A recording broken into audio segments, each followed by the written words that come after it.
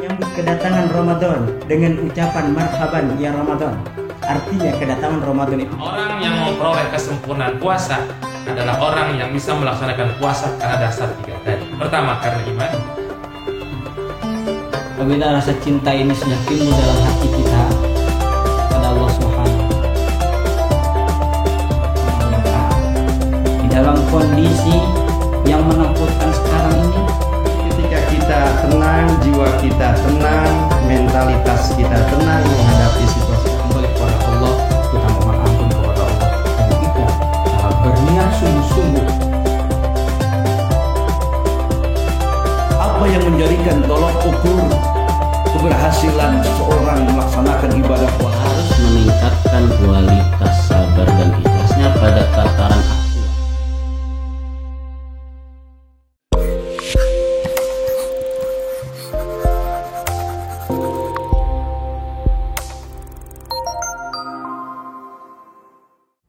Assalamualaikum warahmatullahi wabarakatuh. Alhamdulillahirabbil alamin wa bihi nasta'in wa ala umuri dunya waddin. Wassalatu wassalamu ala asrafil anbiya'i wal mursalin wa ala alihi wa sahbihi ajmain, amma ba'd. Puji syukur kehadirat Allah Subhanahu wa taala yang telah melimpahkan beribu-ribu nikmatnya sehingga kita masih diberi kesempatan untuk melaksanakan ibadah puasa di bulan suci Ramadan ini. Salawat serta salam tak lupa kita curahkan kepada junjungan Nabi Muhammad SAW beserta keluarganya dan para sahabatnya, dan kita selaku umatnya yang mudah-mudahan mendapatkan syafaatnya di yaumul akhir nanti. Amin amin ya rabbal alamin. Sahabat Insan Al-Kausar dimanapun kalian berada, tema kita kali ini adalah memelihara lisan yang akan disampaikan oleh Ustadz Sandria Fatur Rahman SPD. Assalamualaikum Ustadz. Waalaikumsalam. Bagaimana kabarnya Ustadz? Alhamdulillah sehat. Ya, sehat. Kak Gofar gimana kabarnya? Alhamdulillah sehat Ustadz. Alhamdulillah. Ustadz, pada bulan suci Ramadan ini selain menahan hawa nafsu, kita juga harus menjaga atau memelihara lisan kita. Ada nggak sih Ustadz tips atau cara untuk menahan lisan kita di bulan Ramadan ini? Silakan Ustadz. Bismillahirrahmanirrahim. Subhanallah bihamdihi subhanallahil azim. Adada khalqihi wa ridha nafsihi wa zinata rizqihi wa midada kalimati. Rabbi a'udzu bika min hamadati syayatin wa a'udzu bika rabbi ayahdurun. Subhanaka la ilma lana illa ma 'allamtana innaka anta alimul hakim.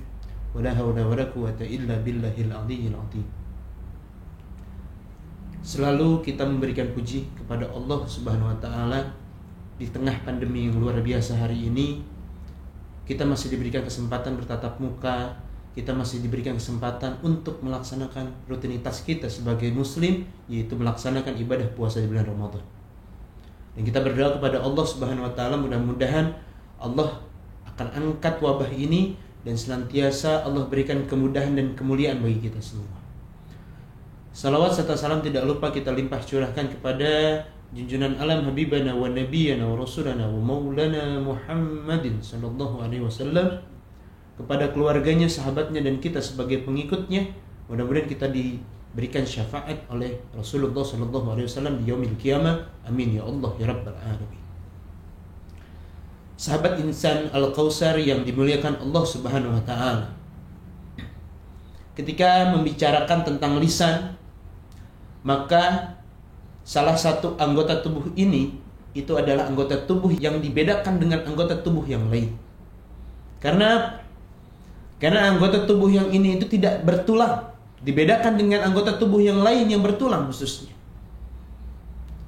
Yang mana ketika banyak fungsinya, fungsi lidah ini itu memberikan 2 fungsi, apakah itu digunakan untuk hal yang baik ataupun digunakan untuk hal yang buruk. Ada salah satu nikmat diniyah yang diungkapkan oleh Syekh Abdurrahman As-Sa'idi dalam jilid kelima halaman 418, dikatakan ada 3 hal yang Allah kasih kepada kita secara gratis kontan. Yang pertama, Allah Subhanahu wa taala memberikan kepada kita 2 mata. Yang mana 2 mata ini itu diberikan oleh Allah secara kontan bagaimana kita untuk melihat hal-hal yang baik, hal-hal yang sekiranya diridhoi oleh Allah Subhanahu wa taala. Dan yang kedua, Allah Subhanahu wa taala memberikan kepada kita itu lidah, satu lidah. Kenapa diberikan satu lidah? Bagaimana caranya kita bisa memanfaatkan ini untuk menjalankan apa-apa yang diperintahkan oleh Allah. Salah satunya adalah dakwah dalam hal yang berbau baik. Yang ketiga, Allah memberikan kepada kita secara kontan dua bibir. Yang dimaksud bibir atas dengan bibir yang bawah ini, bagaimana cara kita mengontrol dengan kondisi hari ini, di kondisi yang kita lihat bahwasanya di bulan suci Ramadan kita dianjurkan untuk menjaga semuanya. Menjaga hawa nafsu kita, menjaga makan dan minum kita, dan juga menjaga lisan kita. Karena dengan kita menjaga lisan kita, Allah akan memberikan naungannya dan akan memberikan lindungan bagi kita semua. Sahabat insan yang dimuliakan oleh Allah Subhanahu wa taala, dalam suatu hadis dikatakan bahwasanya seseorang manusia yang ketika hidup dia menjaga lisannya, menjaga kehormatan kerabatnya, saudara dan teman-temannya, kalau tidak menjaganya dengan secara utuh, maka pada saat itu Allah Subhanahu wa taala akan berikan neraka baginya sejauh barat dan timur. Maksudnya apa? Pentingnya lisan dalam kehidupan kita hari ini. Ketika misalkan kita gunakan lisan kita dengan menggunakan hal-hal yang buruk, maka itu dilandasi dengan hawa nafsu yang datangnya dari syaitan. Tapi ketika kita menggunakan lisan ini dalam ucapan-ucapan yang baik, sesuai dengan apa yang diperintahkan oleh Allah, ud'u ila sabili bil hikmah wal mau'izatul hasanah. Disuruh kita untuk menyampaikan, memberitahukan, mendakwahkan sesuatu dengan perkataan-perkataan yang baik. Bahkan Rasulullah SAW bukan hanya baik saja, tapi disampaikan dengan penuh kelembutan. Sahabat insan Al-Kautsar yang dimuliakan oleh Allah Subhanahu wa taala, Ibnu Qayyim pernah mengatakan dalam kitabnya, dikatakan bahwasanya banyak orang yang berbondong-bondong untuk menjadi seseorang yang bertakwa, dalam artian melakukan perbuatan-perbuatan yang baik. Tapi banyak orang di antara mereka yang tidak pernah bisa menjaga lisannya. Kenapa demikian? Karena sangat sulitnya menjaga lisan, kadang mudah untuk ceplas dan ceplos untuk apa yang dikatakan kepada kita dan kepada teman-teman kita. Dalam perjalanan Isra'nya Nabi Muhammad SAW, ketika itu Rasulullah SAW menemui satu orang wanita, yang pada saat itu satu orang wanita itu sedang mencobak-cabik dengan kukunya sendiri, yang Allah ciptakan kukunya itu dari tembaga. Mencobak-cabik tubuhnya sendiri, memakan dagingnya sendiri, sampai dengan terus-menerus Allah ciptakan kembali dan manusia itu makan terus dengan dagingnya sendiri, mencobak-cabik dengan kukunya sendiri. Rasulullah menangis pada saat itu dan menanyakan kepada Jibril alaihissalam, wahai Jibril, siapa itu wanita? Siapa itu manusia? Apakah dia dari bagian umatku atau tidak? Jibril mengatakan kepada Rasulullah, wahai Rasulullah, orang yang sedang mencobak-cabik tubuhnya sendiri, yang sedang memakan tubuhnya sendiri dengan menggunakan kuku yang terbuat dari tembaga pada saat itu adalah umatmu yang tidak pernah menjaga lisannya, sampai dia tidak pernah menjaga kehormatan lisan dari saudaranya sendiri. Sahabat insan Al-Kautsar yang dimuliakan Allah Subhanahu wa taala, Allahu akbar walillahil hamd. Sungguh pentingnya menjaga lisan, sungguh pentingnya dalam kita mudah untuk mengatakan sesuatu yang baik. Padahal sangat mudah ketika kita mengetahui tentang ilmu, ketika kita tahu apa yang harus kita sampaikan kepada orang lain, maka sampaikanlah dengan hal-hal yang bermanfaat. Maka sampaikanlah hal-hal yang sekiranya menjunjung kepada kebaikan, menjunjung kepada ketakwaan kepada Allah Subhanahu wa taala. Sahabat insan Al-Kautsar yang dimuliakan Allah Subhanahu wa taala, ketika kita bisa menjaga lisan kita, insya Allah apa-apa yang kita inginkan, apa-apa yang kita harapkan, Allah akan berikan kepada kita dengan penuh apa yang kita harapkan ini. Karena dengan apa yang kita inginkan dalam kondisi kita menjaga lisan kita, sesungguhnya kita telah membersihkan diri kita dan membersihkan apa-apa yang buruk dari diri kita. Sahabat insan yang dimuliakan Allah Subhanahu wa taala, mudah-mudahan Allah selalu memberikan lindungan bagi kita dan Allah selalu memberikan karunia bagi kita, dan mudah-mudahan kita selalu istiqamah menjaga lisan kita, menjaga apa yang telah kita perbuat hari ini selalu dalam naungannya Allah Subhanahu wa taala dan selalu dalam ketakwaan menuju kepada Allah Subhanahu wa taala. Mungkin itu saja tips yang sekiranya kita bisa sampaikan. Intinya, ketika apa-apa yang dikatakan oleh kita itu adalah hal yang baik, maka itu datang dari Allah, dan pada posisinya kita dalam kondisi keimanan yang luar biasa dalam menjaganya. Tapi ketika itu adalah hal yang buruk, apa yang kita sampaikan kepada saudara kita, keluarga kita, maka itu datang dari syaitan dan atas dasar nafsu belaka kita. Maka kita harus bisa memilah mana yang baik dan mana yang buruk. Karena Allah janjikan dalam surat Al-An'am ayat 160, Bismillahirrahmanirrahim, man jaa bil hasanati falahu asrun amsalihah. Maka pada saat itu ketika seseorang mau melakukan hal baik, maka Allah Subhanahu wa taala akan lipat gandakan 10 kali lipat kebaikan padanya. Kurang lebih seperti itu terkait tentang kita bagaimana menjaga lisan. Luar biasa ya, Insya Allah Pak Ustadz tadi menjelaskan begitu banyak kisah untuk bagaimana cara kita menjaga lisan, kisah-kisah terakhir. Ustadz, kita ada 2 pertanyaan nih dari sahabat Insan Al-Kausar. Ya. Yang pertama melalui WhatsApp. Pertanyaannya adalah, bagaimana supaya kita menjaga lisan? Yang pertama. Dan yang kedua berupa video. Mari kita simak sama-sama Ustadz pertanyaannya. Assalamualaikum warahmatullahi wabarakatuh. Nama saya Bagas Rizky dari kelas 91 FISI. Maaf Pak, mau tanya, apa saja sih yang termasuk dalam maksiat lisan? Terima kasih sebelumnya. Wassalamualaikum warahmatullahi wabarakatuh. Bagaimana Pak Ustadz tanggapannya? Bismillahirrahmanirrahim. Ada 2 pertanyaan. Ini mungkin berkaitan ya, pertanyaan ini. Yang salah satunya bicara tentang maksiatnya, bicara tentang hal yang buruknya. Yang kedua itu bagaimana kita bisa menjaganya, khususnya kepada hal yang baiknya.